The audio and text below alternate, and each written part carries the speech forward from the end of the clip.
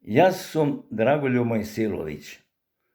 Moja ta poema za Bitola, a po povod svjetský den na knigata i autorsko to pravo, na bibliotekata od Bitola, nezinite vraboteni i čitatelji, im go čestitam praznikot.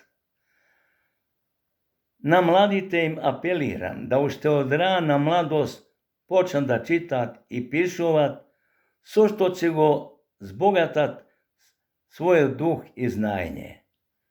So mojite 90 godini se ušte pišu vam poezija. Hej Bitola, mali velegrade, od davnina opevani grade, tvoje zgrade čarobne fasade, nekad behu konzul ambasade. Samo malim pogledom izbliza niču senke maloga Pariza. Širok sokak i čaršija drevna, svedoci su bojemskih vremena, među njima vekovima stara reka Dragor sa 2 bulevara.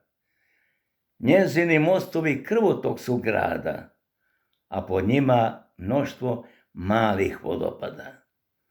To brdašce sa severne strane, živopisno jutrom kad se svane, a njegove kuće raznolike, pune pesme, plesa i muzike. Još su veće radosti i sreće, kad procveta badem u proleće.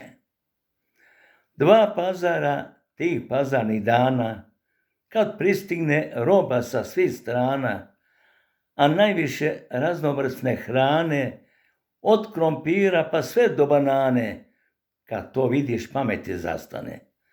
2 pazara u pazarne dane mogu cijeli Balkan da nahrane. Mlade cure, Bitolčanke prave, bilo smeđe ili da su plave, ljepota im delo Božijeg dara, a njihov pogled iz zvezde obara. Koji mladić ovamo navrati, nikad natrag nema da se vrati.